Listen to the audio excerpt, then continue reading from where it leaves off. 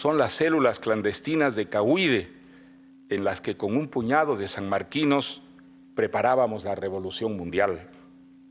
Y el Perú son mis amigos y amigas del Movimiento Libertad, con los que por 3 años, entre las bombas, apagones y asesinatos del terrorismo, trabajamos en defensa de la democracia y la cultura de la libertad. El Perú es Patricia, la prima de naricita respingada y carácter indomable, con la que tuve la fortuna de casarme hace 45 años.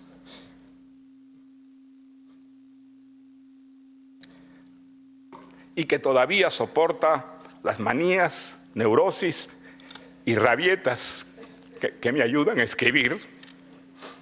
Sin ella, mi vida se hubiera disuelto hace tiempo en un torbellino caótico y no hubieran nacido Álvaro, Gonzalo, Morgana, ni los 6 nietos que nos prolongan y alegran la existencia.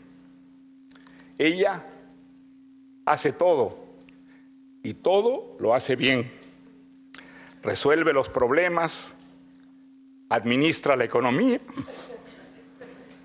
pone orden en el caos, mantiene a raya a los periodistas y a los intrusos, defiende mi tiempo, decide las citas y los viajes, hace y deshace las maletas y es tan generosa que hasta cuando cree que me riñe, me hace el mejor de los elogios.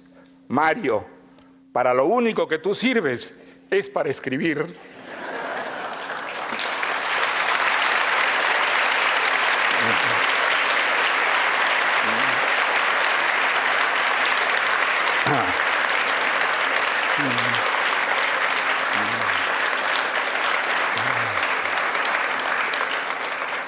Volvamos a la literatura. El paraíso de la infancia no es para mí un mito literario, sino una realidad que viví y gocé en la gran casa familiar de 3 patios en Cochabamba, donde con mis primas y compañeros de colegio podíamos reproducir las historias de Tarzán y de Salgari, y en la prefectura de Piura, en cuyos entretechos anidaban los murciélagos, sombras silentes que llenaban de misterio las noches estrelladas de esa tierra caliente. En esos años, escribir fue jugar un juego que me celebraba la familia, una gracia que me merecía aplausos, a mí, el nieto, el sobrino, el hijo sin papá, porque mi padre había muerto y estaba en el cielo. Era un señor alto y buen mozo, de uniforme de marino, cuya foto engalanaba mi velador y a la que yo rezaba y besaba antes de dormir. Una mañana piurana, de la que todavía no creo haberme recobrado, mi madre me reveló que aquel caballero en verdad estaba vivo y que ese mismo día nos iríamos a vivir con él a Lima. Yo tenía 11 años y desde entonces todo cambió. Perdí la inocencia y descubrí la soledad, la autoridad, la vida adulta y el miedo. Perdí la inocencia. Mi salvación fue leer los buenos libros, refugiarme en esos mundos donde vivir era exaltante, intenso, una aventura tras otra, donde podía sentirme libre y volvía a ser feliz.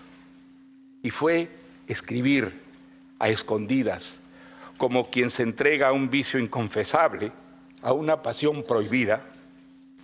La literatura dejó de ser un juego, se volvió una manera de resistir la adversidad, de protestar, de rebelarme, de escapar a lo intolerable, mi razón de vivir.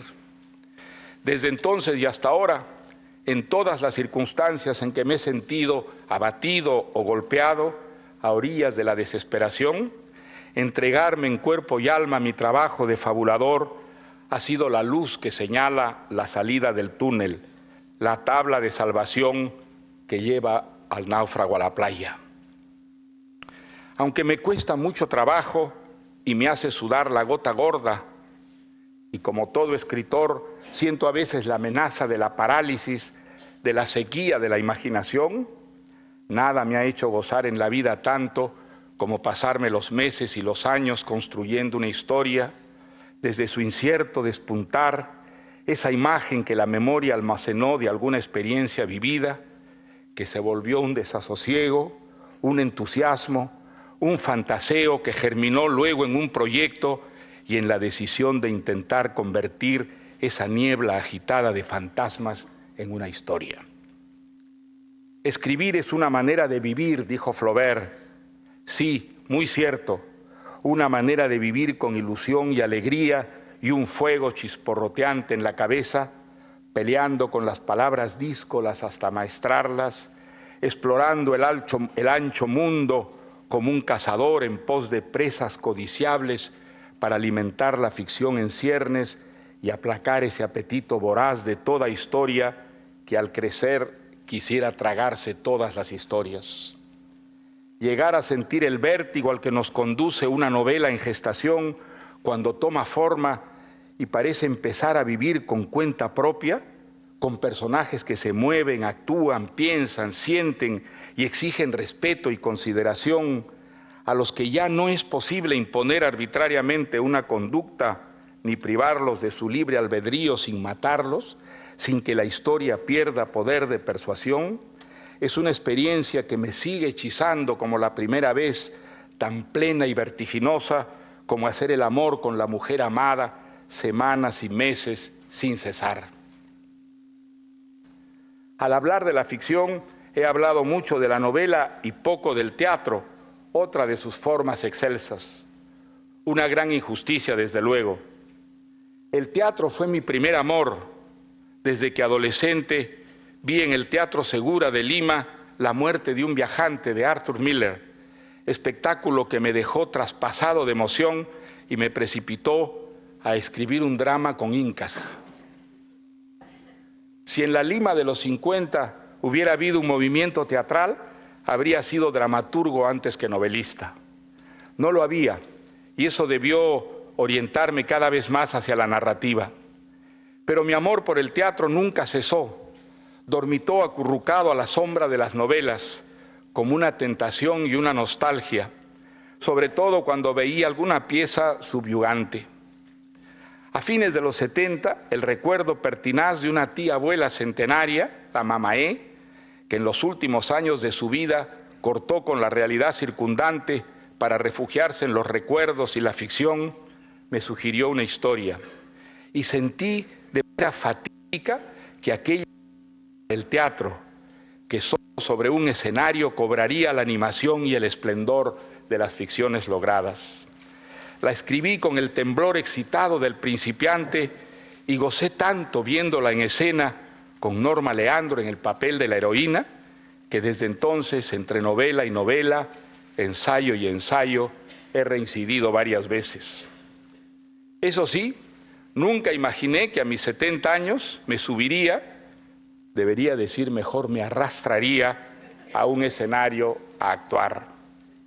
Esa temeraria aventura me hizo vivir por primera vez en carne y hueso el milagro que es, para alguien que se ha pasado la vida escribiendo ficciones, encarnar por unas horas a un personaje de la fantasía, vivir la ficción delante de un público. Nunca podré agradecer bastante a mis queridos amigos, el director Joan Ollé y la actriz Aitana Sánchez Gijón, haberme animado a compartir con ellos esa fantástica experiencia, pese al pánico que la acompañó.